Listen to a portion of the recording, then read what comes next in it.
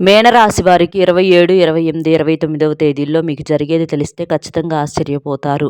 మీరు ఎన్ని పనుల్లో ఉన్నా సరే ఒక్క 10 నిమిషాలు ఈ వీడియో వినండి. దీని ద్వారాగా మీకు విలువైనటువంటి సమాచారము, అసలు ఈ 3 రోజుల్లో మీకు ఏం జరగబోతుంది, ఏంటి, ఇలాంటివన్నీ కూడా కొత్త కొత్త విషయాలనేవి అర్థమవుతాయి. అలాగే వీడియోని ఎక్కడ స్కిప్ చేయకుండా చూడండి. ఒక లైక్ ఇచ్చి సపోర్ట్ చేయండి. మేనరాశి వారిది రాశి చక్రంలో 12వ రాశి. వీరి రాశికి అధిపతి గురుడు. మీనరాశి వారేంటంటే వ్యక్తిగతంగా చాలా మంచి మనస్తత్వాన్ని కలిగి ఉంటారు. అంటే వీరి మనస్తత్వం ఎలా ఉంటుందంటే బోలా మనస్తత్వం లాగా ఉంటుందన్నమాట. ఏదైనా సరే ప్రేమైన త్వరగానే వస్తుంది, కోపమైన త్వరగానే వస్తుంది. వెంటనే దేనికైనా సరే వెంటనే రియాక్ట్ అవ్వటం ఇలాంటివి జరుగుతూ ఉంటాయన్నమాట. కాబట్టి వీరి జీవిత పరంలో అంటే కొన్ని కొన్ని సమస్యలను కూడా చాలా రకాలుగా ఎదురు చూసి ఉన్నారని చెప్పుకోవచ్చు. అంటే వైవాహిక జీవితంలో కొంచెం ఎక్కువగా సమస్యలు ఉంటాయి. కాకపోతే భగవంతుని యొక్క అనుగ్రహం వలన చాలా వరకి కూడా కలిసి వచ్చిద్ది అని చెప్పుకోవచ్చు. అంటే కలిసి రావటం అంటే డబ్బులు అనేవి ఎప్పుడూ కూడా మనకు లక్షలో, కోట్లో ఉంటేనో కలుసుబాటు కాదండి. మన యొక్క చిన్న చిన్న అవసరాలు కానీ, లేదా ముఖ్యమైనటువంటి అవసరాలు ఏదన్నా ఉంటే తీరటం కానీ, అది కూడా మనకు ఆ యొక్క కలుసుబాటుగా చెప్పుకోవచ్చు. లక్ష్మీదేవి యొక్క కటాక్షం ఉందని చెప్పుకోవచ్చు అనమాట. వీరి రాశికి అధిపతి గురువు. అంటే గురుడు అంటే గురుబలం అనేది జాతక పరంగా పుష్కలంగా ఉందన్నమాట. అంటే ఏ రాశిలోనైనా సరే లేకపోతే ఏ మనిషినైనా సరే ఒక వ్యక్తి పరంగా కూడా మనం చూసుకున్నట్లయితే జాతక పరంగా గురుబలం అనేది ఎవరికైతే పుష్కలంగా ఉంటుందో వారికి చాలా వరకు కూడా సమస్యలంటే వస్తాయి. వచ్చినప్పటికీ కూడా పెద్దగా వారిని ఇబ్బంది అయితే పెట్టలేవు అని చెప్పుకోవచ్చు అనమాట. అందుకని గురుబలం అనేది బాగా పుష్కలంగా ఉండాలి. ఆ గురుబలం అనేది వీరికి జాతక పరంగానే ఉండటం అనేది ఒక అదృష్టంగా మనం చెప్పుకోవచ్చు అనమాట. కాబట్టే ఎన్నిన్ని పెద్ద పెద్ద బాధలనేవి వచ్చి వీరి మీద పడ్డా కూడా వీరికి గుండె ధైర్యం అనేది ఎక్కువగా ఉంటుందన్నమాట. ఏదైనా సరే మనసుకు పెద్దగా తీసుకోరనమాట. ఏదైనా కష్టం వచ్చింది, బాధొచ్చింది, కాసేపు దాని గురించి మాట్లాడుకొని 2 కన్నీటి బొట్లు రాల్చి పక్కకెళ్ళిపోతారు. ఇక అంతే. ఆ విషయాన్ని గురించి ఆలోచించరనమాట. లోతు ఆలోచన అనేది చాలా తక్కువగా ఉంటుందని చెప్పుకోవచ్చు ఈ మీనరాశి వారికి. అదే వీరి అదృష్టం. ఎందుకండి ఆలోచనలు ఉన్న కాడి నుంచి మనశ్శాంతి ఉండదు. ఆలోచన ఉన్నటువంటి మనిషి అసలు అదొక నరకం అని చెప్పుకోవచ్చనమాట. మనిషికి శిక్ష ఏంటంటే మనసు ఏ మనిషికైతే ఉంటుందో ఆ మనిషికి సుఖము, మనశ్శాంతి అనేవే ఉండవనమాట. అలాగా మీనరాశి వారిని గనక మనం గమనించుకున్నట్లయితే దీని పరంగా చాలా అదృష్టవంతులని చెప్పుకోవచ్చనమాట.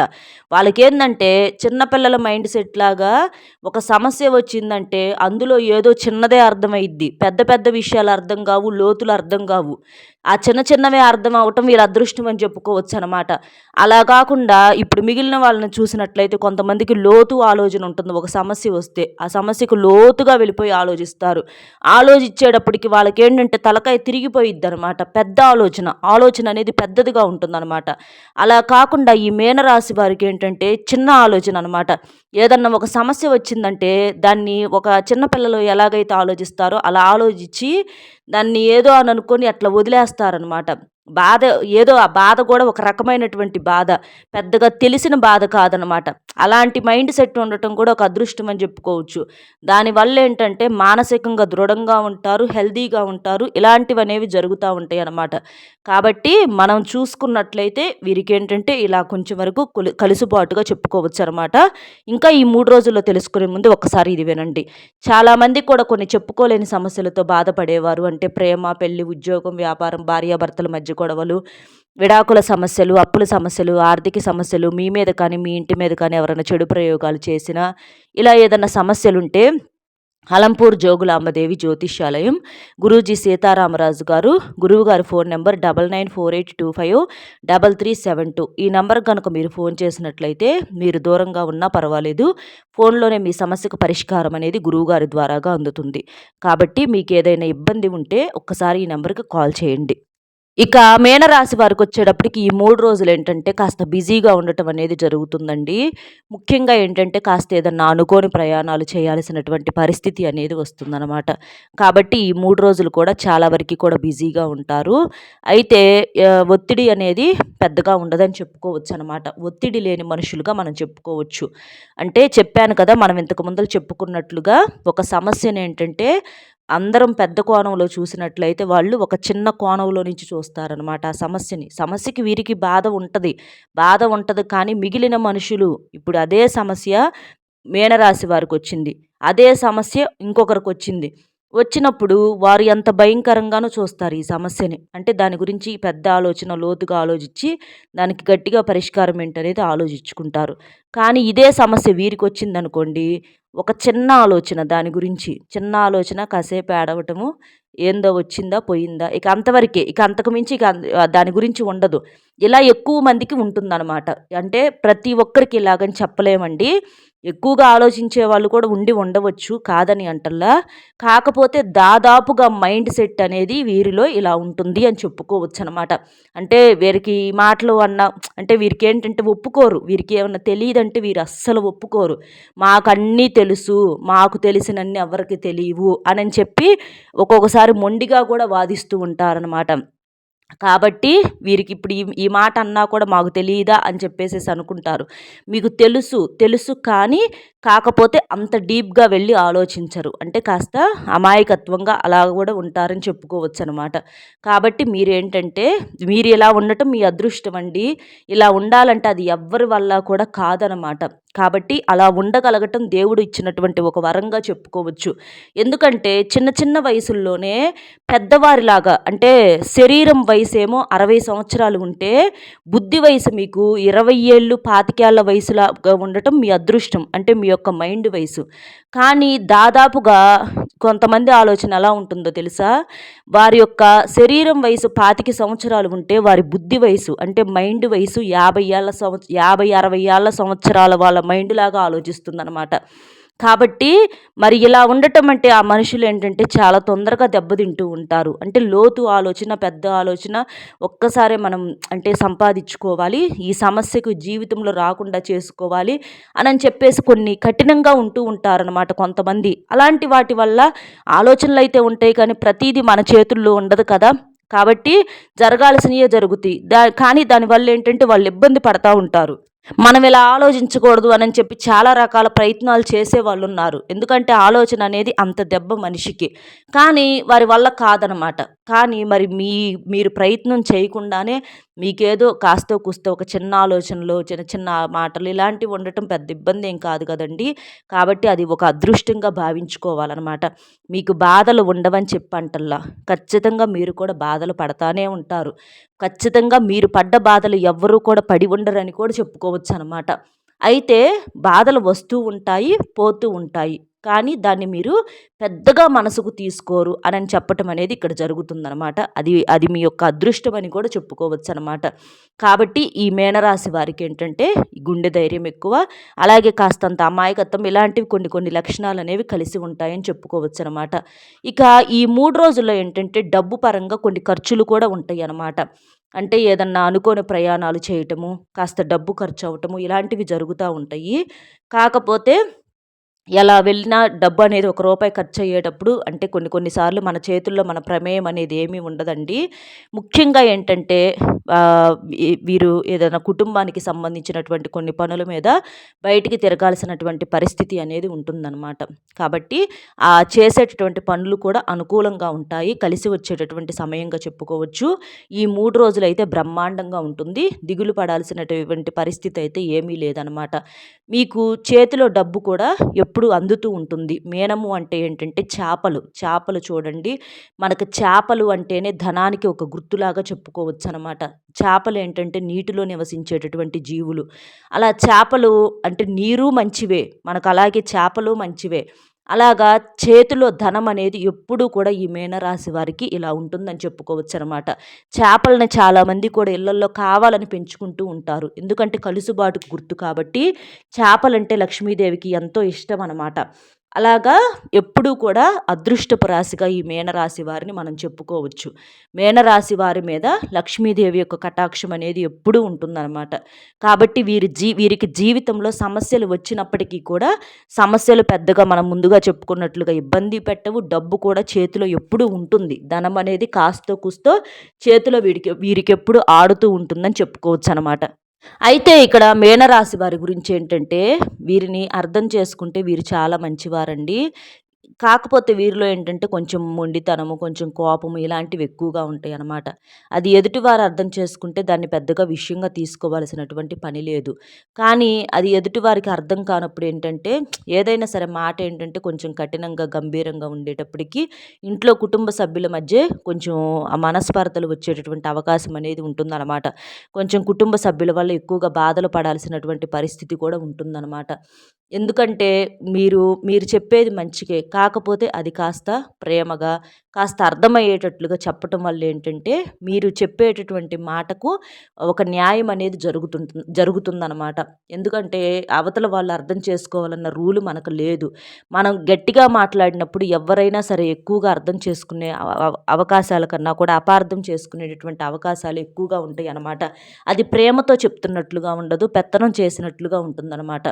కాబట్టి ఏదైనా సరే ఒక మాట అనేది కాస్త మాటలో మార్పు, కాస్త అంటే కోపాన్ని కొంచెం తగ్గించుకోవటము, ఆవేశాన్ని అదుపులో పెట్టుకోవటము, ఇలాంటివి చేయటం వలన మీకింకా గౌరవ మర్యాదలనేవి పెరుగుతాయి. మానసికంగా కూడా మీరింకా దృఢంగా ఉండే అవకాశం అనేది ఉంటుంది. అయితే మీకున్నటువంటి పరిస్థితుల వల్ల కొంచెం దైవారాధన అనేది తగ్గిస్తూ ఉంటారు ఈ మీనరాశి వారిలో కొంతమంది. కానీ మీరు దైవారాధన కూడా చేస్తూ ఉండాలనమాట. ఎందుకంటే మనము ఏదైనా సరే ఇప్పుడు వండుకుంటామండి ఆహారం ఏదైనా. దాన్ని మనం ప్లేట్‌లో పెట్టుకొని తిన్నప్పుడే మన కడుపు నిండుతుంది. అలా కాకుండా దాన్ని చూసినప్పుడు కడుపు నిండదనమాట. అలాగే దేవుడు మా యందు ఉన్నాడులే అనని చెప్పేసి ఒక మాట అనుకోగానే దేవుడి యొక్క ఆశీర్వాదాలనేవి మనకు పుష్కలంగా ఉండవు. దేవుడికి ఖచ్చితంగా దీపారాధన చేసుకున్నప్పుడే మనకు దైవం యొక్క ఆశీస్సులనేవి ఉంటాయి. మనం తెలిసి తెలియక చేసినటువంటి పాపాలు, దోషాలు ఏదన్నా ఉన్నా కూడా తొలగిపోతాయి అన్నమాట.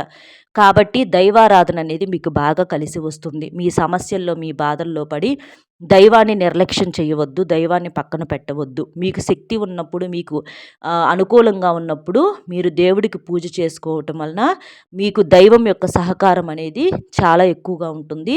దైవం యొక్క తోడు కూడా ఉంటుంది. అన్నింటికి మించి మీకు కూడా ఒక మానసికమైనటువంటి ప్రశాంతత, ధైర్యము ఇలాంటివన్నీ కూడా చేకూరుతాయి. ఆరోగ్యంలో కూడా మార్పులు, చేర్పులు అనేవి జరుగుతూ ఉంటాయన్నమాట. ఎక్కువగా కాళ్ళకు సంబంధించిన బాధలు, కళ్ళకు సంబంధించిన బాధలు, కీళ్ళ నొప్పులు, కాస్త చిన్న చిన్న గ్యాస్ ప్రాబ్లమ్స్ ఇలాంటివి వీరిలో ఎక్కువగా ఉంటాయన్నమాట. కాబట్టి వీరికేంటంటే కొంచెం ఆ విషయంలో ఒక నిరాశ అనేది ఎదురవుతూ ఉంటుంది. అవి కూడా మీకు పెద్దగా ఇబ్బందయితే పెట్టవండి. ఇంక మీరు కొంచెం ఏంటంటే జాగ్రత్తలు తీసుకుంటూ ఉండాలి ఆరోగ్యం విషయంలో. సమయానికి తిండి, సమయానికి నిద్ర ఇలాంటివి కొంచెం చేయటం వలన మీకు ఆరోగ్యం అనేది అదుపులో ఉండే అవకాశం అనేది ఉంటుందన్నమాట. ముఖ్యమైనటువంటి ఆహారము అంటే జంక్ ఫుడ్స్ అలాంటివి తినకుండా మీరేంటంటే కాస్త ఆహారం విషయంలో కొంచెం మార్పులు చేసుకుంటే బాగుంటుందన్నమాట. కొంచెం బరువు కూడా తగ్గాలి. బరువు ఎక్కువగా ఉంటే మీకు కాళ్ళకు సంబంధించినటువంటి నొప్పులనేవి ఎక్కువయ్యేటటువంటి అవకాశం అనేది ఉంటుంది. కీళ్ళ నొప్పులు వీటికి ఏంటంటే కొంచెం చిన్న చిన్న వ్యాయామాలనేవి చేయటం వలన కొంచెం ఆ జాయింట్ పెయిన్స్ కూడా తగ్గేటటువంటి అవకాశం అనేది ఉంటుందన్నమాట. కాబట్టి ఇలాంటి చిన్న చిన్న మార్పులు, చేర్పులు చేసుకోవాలండి. ఎవరో వస్తారు, ఏదో చెప్తారు అని చెప్పేసేసి ఎదురు చూడకుండా మన ఆరోగ్యం మీద, మన విషయాల మీద మనమే దృష్టి పెట్టుకోవాలన్నమాట. కాబట్టి ఇలాంటివి చేస్తూ ఉండండి. అలాగే మధ్యవర్తిగా ఎవరికీ ఉండవద్దు. మధ్యవర్తిగా ఇద్దరు మనుషులు గొడవ పడేటప్పుడు కానీ, లేదా డబ్బు విషయంలో కానీ ఇలాంటప్పుడు మధ్యవర్తిగా ఎవ్వరికీ ఉండవద్దు. మీరు మధ్యవర్తిగా కనుక ఇద్దరు మనుషులు గొడవ పెట్టుకునేటప్పుడు ఉంటే, ఆ గొడవ అనేది తగ్గిద్దామని మీరు ప్రయత్నించవచ్చు. కానీ అది పెరిగి పెద్దదవుతుంది. కాబట్టి దానివల్ల సమస్య అనేది పెరిగి చివరికి మీరు శత్రువుగా మారేటటువంటి అవకాశం అనేది ఉంటుంది వారిద్దరి మధ్య. కాబట్టి మధ్యవర్తులుగా దయచేసి డబ్బు విషయాల్లో కానీ, ఇద్దరు గొడవలు పడేటటువంటి విషయాల్లో కానీ మధ్యవర్తిగా ఉండవద్దు. ఎందుకంటే మీ మాట అనేది ఒకరికి అంగీకారంగా ఉన్నప్పుడు ఇంకొకరి మీద తప్పు చూపించినట్లుగా ఉంటుందన్నమాట. కాబట్టి ఏదైనా చెప్పాలి అని అనుకుంటే రెండు వైపుల సమఉజ్జీగా చెప్పగలిగినప్పుడు మనం చెయ్యాలండి. కానీ ఒక్కొక్కసారి మాటలో చెప్పాను కదా, అంత లోతు ఆలోచన ఉండదు. కాబట్టి ఏదో మీకు తోసింది చెప్తా ఉంటారనమాట. అలాంటప్పుడు ఏంటంటే వాళ్ళిద్దరి మధ్య కొంచెం ఘర్షణలు అనేవి ఎక్కువయ్యే అవకాశం అనేది ఉంటుందన్నమాట. కాబట్టి ఎప్పుడు కూడా ఇద్దరి మధ్య మనుషుల్లో మీరు తల అనేది దూరవద్దు. దానివల్ల మీరు తర్వాత ఇబ్బంది పడే అవకాశం అనేది ఉంటుందన్నమాట. ఇబ్బందులు అంటే అప్పటికప్పుడు ఏవి జరగవండి. కాకపోతే మనసులో మీ మీద ఒక అభిప్రాయాన్ని అనేది ఏర్పాటు చేసుకుంటూ ఉంటారనమాట. అలాంటి అభిప్రాయాల వల్ల మీరు ఇబ్బందులు పడాల్సినటువంటి పరిస్థితులు అనేవి వస్తూ ఉంటాయి. కాబట్టి అలాంటి ఇబ్బందులు అనేవి కొనుక్కొని మరీ తెచ్చుకోవద్దు. మీరేంటంటే సైలెంట్‌గా మీ పని మీరు చేసుకుంటా వెళ్ళిపోండి. గొడవలు ఎలాంటివి ఏదన్నా వచ్చినప్పుడు వాళ్ళు అనుకుంటారు, సైలెంట్‌గా ఉంటారు. అలాగే డబ్బు విషయంలో కూడా ఎవరికీ తలదూరవద్దు. అలా దూర్చడం వల్ల కూడా ఇబ్బందులనేవి వస్తూ ఉంటాయన్నమాట. మనము ఏదైనా సరే ఎంత తగ్గించుకుంటే అంత మంచిదండి. ఏదైనా సరే ఒక స్థాయి వరకి మనము తర్వాత నుంచి ఏంటంటే తగ్గించుకున్నందువల్ల మనకే మనశ్శాంతి అనేది మిగులుతుంది. మనశ్శాంతి అనేది పెరుగుతుందనమాట. పెద్ద పెద్ద ఋషులు, మునులు ఇలాంటి వారేంటంటే సంసారాలను కూడా వదిలేసి సన్యాసాలు తీసుకొని అడవులకు వెళ్ళిపోయి తపస్సు చేసుకుంటున్నారు. ఎందుకంటే ఒంటరిగా ఉండి. ఎందుకంటే మనశ్శాంతి కోసం అనమాట. మనశ్శాంతి అనేది దాని యొక్క గొప్పతనాన్ని వారు తెలుసుకున్నారు కాబట్టి. ఎందుకంటే కుటుంబాలతో, బంధాలతో, బాంధవ్యాలు అవి ఇవి ఉంటే ఖచ్చితంగా అవి ఇవి చూడాల్సిన పరిస్థితి, మాటలు పెరగాల్సిన పరిస్థితి. వద్దనుకున్న సైలెంట్‌గా ఉండలేమిక్కడ. అలా చేయటం వల్ల ఏంటంటే వారికి మనశ్శాంతి అనేది మిగులుతుంది. కాబట్టి మనం వాళ్ళలాగా ఎటు అడవులకు వెళ్ళలేము. కానీ ఉన్న చోటైనా సరే మనశ్శాంతిని పెంచుకునే ప్రయత్నం అంటే అన్ని విషయాలలో తలదూర్చేటటువంటి ప్రయత్నం గనక మానుకున్నట్లయితే మీకు మనశ్శాంతి అనేది పెరుగుతుందనమాట. కాబట్టి ఇలాంటి చిన్న చిన్న నియమాలనేవి పాటించండి. ఇలాంటి వాటి వల్ల మీకు బాగుంటుంది. మీకైతే పెద్దగా ఇబ్బందులనేవి లేవండి. ఈ 3 రోజులైతే ఇలా జరుగుతుంది. కానీ ఈ మార్పులు, చేర్పులు చేసుకోండి. కోపం తగ్గించుకోవటం, మొండితనం తగ్గించుకోవటము, వెంటనే అన్నిటికి ఓవర్‌గా రియాక్ట్ అవ్వటము, ఇలాంటివి కొన్ని కొన్ని మానుకోవటం వల్ల మీకు బాగుంటుందనమాట. వ్యక్తిగతంగా మీరైతే చాలా మంచివారు. అది అర్థమైనటువంటి వారికి అర్థమవుతుందనమాట. ఎవరికో అర్థం అవ్వాలి అని కూడా మనం అనుకోకూడదు. అది ఎవరి ఇష్టం వారికి ఉంటుందనమాట. అర్థమైంది కదండీ!